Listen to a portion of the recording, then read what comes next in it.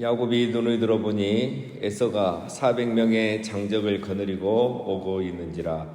그의 자식들을 나누어 레아와 라헬과 두 여종에게 맡기고 여종들과 그의 자식들은 앞에 두고 레아와 그의 자식들은 다음에 두고 라헬과 요셉은 뒤에 두고.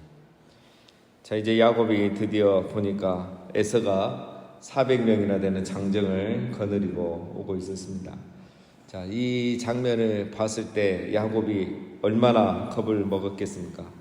그렇죠? 라반은 형제들과 종을 데리고 그를 추격해 왔는데 에서는 비교도 안 됩니다. 400명이나 되는 이 장정을 거느리고 오죠. 누가 봐도 이거는 복수하러 오는 거죠. 복수하러 오는 겁니다. 그 20년 전의 일을 잊지 않고 복수하러 오는 거죠. 그래서 겁을 먹은 야곱은 만약을 대비합니다. 그래서 이제 무리를 이렇게 나누는 거죠. 제일 앞에는 여종 2명과 그들이 낳은 자녀들을 두고, 그 다음에는 레아와 그가 낳은 자녀들, 그리고 맨 뒤에 라헬과 이제 요셉, 이렇게 셋으로 이렇게 나눠서 각각 뒤따라오게 만듭니다. 자, 이렇게 하는 이유가 있죠. 이렇게 하는 이유는 에서에게 이제 제일 앞에서 공격받으면 그 뒤에라도 이제 이렇게 살아서 도망가라고 이렇게 하는 겁니다. 라헬과 요셉을 제일 뒤에 두는 것은 여전히 라헬을 제일 사랑하고 있다는 증거입니다. 아끼고 싶은 거죠. 자, 야곱은 어디에 있을까요? 이 중에 라헬과 있을까요? 레아와 같이 있을까요? 3절에 보면은 자기는 야곱은 그들 앞에서 나아가되 몸을 7번 땅에 굽히며 그의 형 에서에게 가까이 가니. 야곱이 지금 제일 앞에 간 거예요. 놀랍죠, 여러분? 옛날 야곱이라면 절대 이렇게 하지 않죠. 최소한 여종들, 첫 번째 무리 여종과 두 여종과 그 자녀들 뒤에 있든지 레아 뒤에는 있을 건데, 지금은 야곱이 가장 선두에 서고 있습니다. 겁이 없어졌죠. 겁이 없지는 않겠죠. 그런데 이렇게 하는 이유가 뭐겠습니까? 어제 살펴본 분이엘 사건. 하나님의 얼굴을 보고 야곱이 자신감이 생긴 거예요.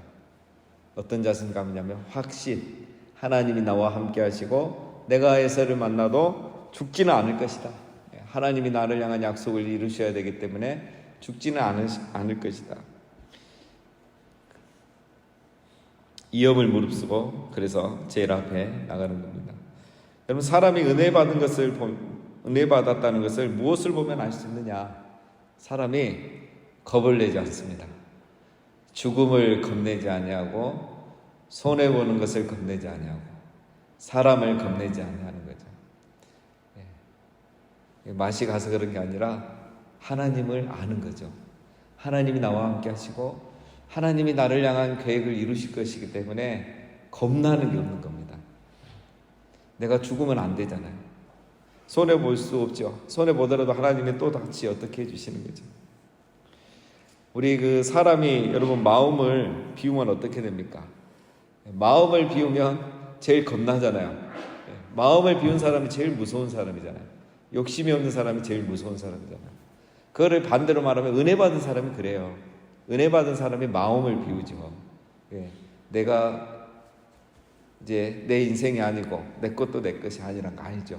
그래서 마음을 비우는 겁니다. 그래서 죽음이 겁이 나지 않고 손해보는 게 겁나지 않고 사람이 겁나지 않은 거죠. 자, 지금 야곱이 그런 상태입니다. 자, 그런 확신을 가지고 있지만 또 야곱은 자기가 할 일을 합니다. 제일 앞장선 야곱이 에서를 보자마자 어떻게 합니까? 땅에 몸을 7번 땅에 굽히고, 그러니까 에서 앞에서 무릎을 꿇고 엎드려서 7번 절을 하는 거예요. 자, 이거는 뭐냐면 군주에 대한 경외감을 표시할 때 하는 행동입니다. 우리 옛날 이렇게 어른들에게 절을 몇 번 하듯이 군주에게 이렇게 7번 절을 하는 거죠. 야곱이 납작 엎드린 겁니다. 자, 이 말은 하지 않지만 나 형에게 할 말이 없습니다. 무조건 잘못했습니다. 저를 살려주십시오. 용서해 주십시오. 이렇게 하는 것, 이런 의미죠. 자, 야곱이 이렇게까지 하는 이유는 하나죠. 자기가 생각하기에는 에서는 자기를 용서하지 않았고 20년 전 분노가 더 커졌을 거고 나를 죽일 거라는 그 생각을 가지고 있는 거죠. 그래서 에서는 그렇게 야곱이 에서에게 이렇게 하는 겁니다. 그런데 야곱이 생각했던 것처럼 상황이 심각하지가 않았어요. 4절을 보니까 에서가 달려와서 그를 맞이하여 안고 목을 어긋맞추어 그와 입맞추고 서로 우니라. 에서가 달려와서 야곱을 안고 입맞추고 우는 거예요. 상상도 못할 일이 일어난 겁니다. 여러분, 이전까지는 야곱이 에서를 이기려고 했죠. 야곱은 모든 에서의 축복을 다 가져가려고 했던 사람이에요. 근데 야곱이 이제 형과의 관계를 이제 끝내는 거죠. 그 안 좋은 관계를 끝내고 또 용서하고 자기도 용서하고 이제 사랑하고 이렇게 마음을 결정하고 돌아오니까 모든 것이 간단해졌습니다. 이미 내가 염려하던 일들이 일어나지 않고 에서가 이미 용서하는 마음을 갖게 되었다는 거죠. 여러분, 이게 중요한 겁니다. 우리도 그렇습니다. 여러분, 내가 용서하고 또 용서받기를 결정하면 모든 일들이 생각보다 쉽게 풀립니다. 그래서 내가 용서하지 않고 저 사람이 나를 용서하지 안 할 거라는 그런 생각들이 오히려 우리의 관계를 더 힘들게 하는 거죠. 용서를 우리 집을 나간 탕자가 어떻습니까? 아버지는 이미 용서를 하셨죠. 근데 집을 나간 아들이 고민하며 갈등한 거야. 근데 자기가 이제 이런 모든 관계를 정리하겠다 하고 용서를 구하고 용서받기를 원하고 왔는데 이미 아버지는 그를 용서해 주신 거예요. 자, 이런 경우가 많습니다. 자, 오늘 계속 에서의 모습이 그렇죠. 5절에 에서가 눈을 들어 여인들과 자식들을 보고 묻되 너와 함께한 이들은 누구냐? 야곱이 이르되 하나님이 주의 종에게 은혜로 주신 자식들이니이다. 자, 에서가 몇 가지 질문을 하는데 첫 번째 질문이죠. 야곱의 이 부인들과 자녀들을 보면서 누구냐고 묻죠. 이 다 누구냐? 왜 이런 질문을 하겠습니까? 뻔해 보이는데 놀란 거죠, 에서가. 왜 놀랐느냐? 무일푼으로 떠났던 야곱. 그 야곱이 지금 딱 보니까 아내가 넷이고 아들이 11이에요. 딸들도 있죠. 놀란 거죠. 놀라지 않을 수가 없죠. 자기는 지금까지 열심히 살고 뭐 했어도 뭐 더 그 뒤에 어떻게 결혼했는가 몰라도 뭐 가나안 여인 2명하고 나중에 그것도 안 좋아서 이스마엘 딸하고 결혼하고 이렇게 살았잖아요. 야곱은 지금 딱 보니까 눈에 보이는 가족만 15명, 딸까지 하면 더 돼요. 그래서 에서가 궁금해서 물은 거죠. 어떻게 이렇게 이런 일이 일어날 수 있느냐? 네 도대체 어떻게 살았기에? 네 같은 인간이요? 속이는 자, 빼앗는 자, 정말 사람들이 싫어하는 스타일인데 네 어떻게 해서 이렇게 됐느냐? 이런 질문이죠. 이에 대해서 야곱이 대답하죠. 하나님이 주의 종에게 은혜로 주신 선물입니다.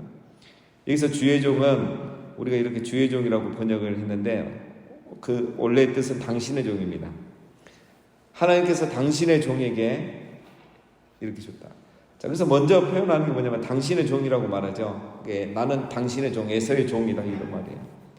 자, 야곱이 아주 지혜롭죠. 자신과 에서의 관계를 딱 정리를 합니다. 정리를 해버리죠. 내가 장자권을 가져간 것을 기억나지 않게 하는 겁니다. 그리고 그거 아무 필요 없다 강조하는 거죠. 그래서 이전 일을 용서해달라. 난 무조건 당신의 동생이고 종이다. 이렇게 납작 엎드린 겁니다. 자, 그러면서 이제 하는 고백이 하나님께서 당신의 종, 즉 나에게 이걸 다 은혜로 주신 선물입니다. 이 가족과 이 재물은 하나님이 주신 선물입니다. 그러니까 내가 집을 떠날 때는 무일푼으로 떠났지만 20년 동안 하나님께서 내게 4명의 아내와 11명의 아들을 그리고 이렇게 수많은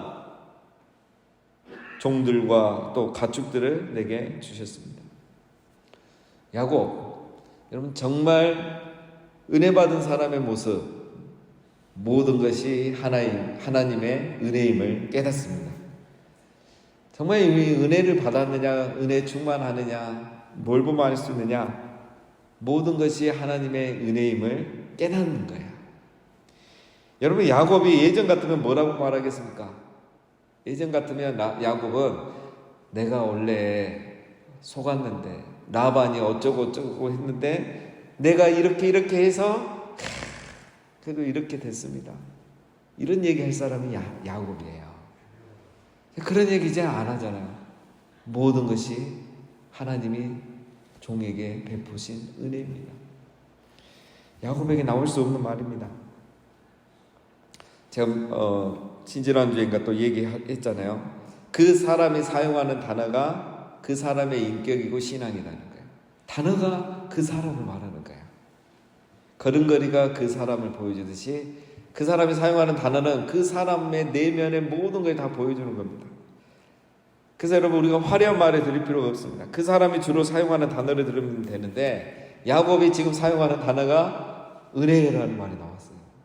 며칠 전에는 경외라는 말이 나왔잖아요. 내 아버지 이삭이 경외하는 하나님. 오늘은 모든 것이 하나님의 은혜입니다. 여러분 우리가 이걸 깨닫고 고백할 수 있기를 바랍니다. 모든 것은 하나님의 은혜입니다. 이게 우리 입속에서 자주 나와야 돼요. 은혜입니다. 은혜입니다. 그 하나님의 은혜입니다. 예의상 하는 말 같고 그냥 하는 말 같지만 그것도 어느 정도 은혜가 있어야 깨달아야 그게 나오는 거예요. 야곱이 지금 얼마나 변해가는지 우리가 볼 수 있는 겁니다. 여러분 우리가 그 작년 추수감사절부터 많이 불렀던 찬양 있죠. 송경민 목사님이 지은 은혜, 그죠? 은혜. 내가 누려왔던 모든 것들이, 내가 지나왔던 모든 시간이, 내가 걸어왔던 모든 순간이 당연한 것이 아니라 은혜였어. 아침에 해가 뜨고 저녁에 노을, 봄의 꽃 향기와 가을의 열매, 변하는 계절의 모든 순간이 당연한 것이 아니라 은혜였어. 모든 것이 은혜, 한없는 은혜, 내 삶에 당연한 것 하나도 없었던 것을 모든 것이 은혜였어. 정말 우리가 하고 싶은 말을 어떻게 이 가사에 다 담았는지 모르겠어요. 정말 이런 분들은 대단하신 것 같아요.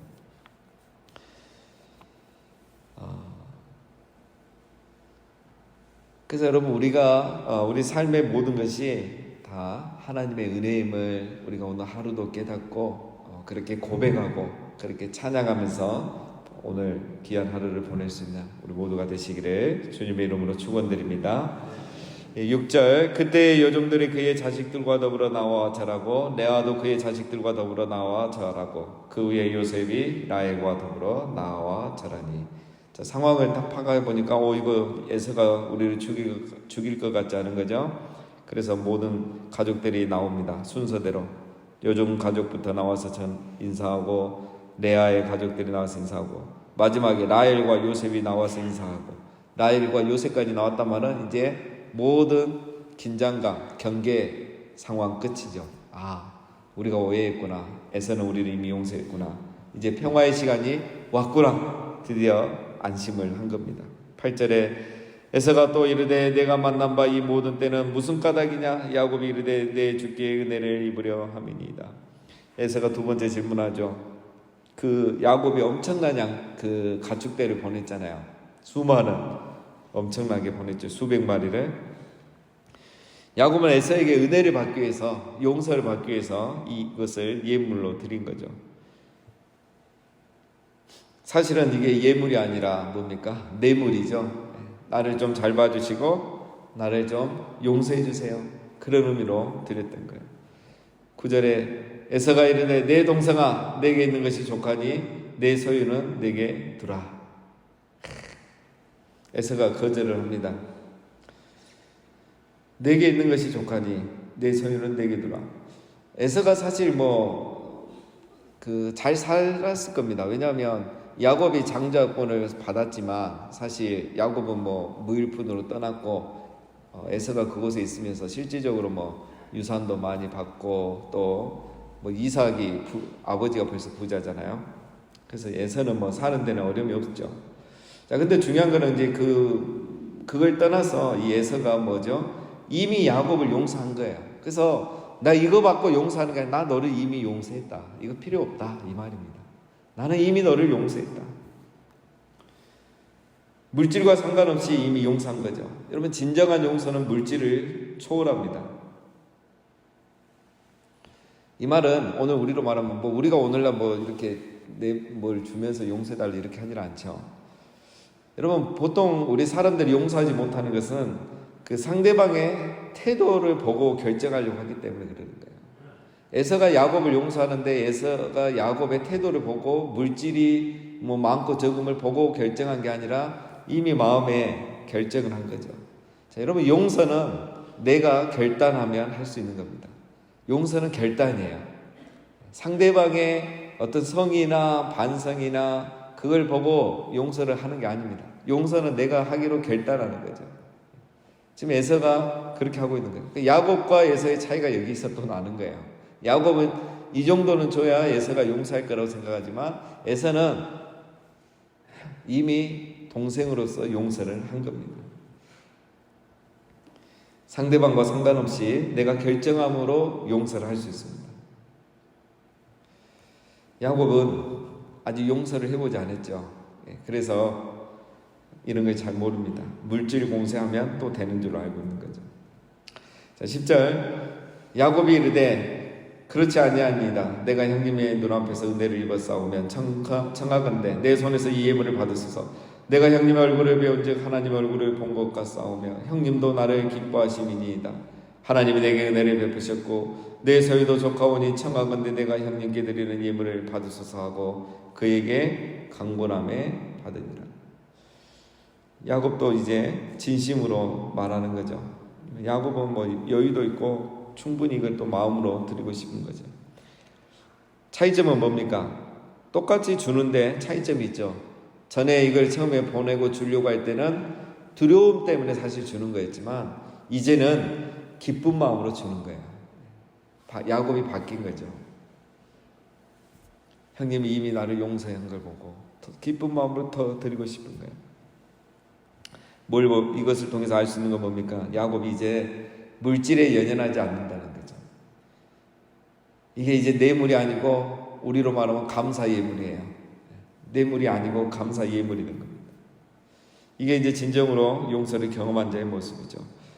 또 야곱이 중요한 말을 하죠. 에서를 보니까 내가 형님의 얼굴을 배운즉 하나님의 얼굴을 본 것 같다. 자, 이거는 아부가 아니라 진심입니다. 두 가지 면에서 진심입니다. 첫 번째, 왜 이런 말을 하느냐? 첫 번째는 어제의 사건이죠. 분이엘 사건을 염두에 두고 하는 말입니다. 그래서 그때 하나님의 얼굴을 보며 에서와의 문제가 잘 해결될 것을 야곱이 알았죠. 확신한 겁니다. 그래서 오늘 제일 앞장서서 나간 거죠.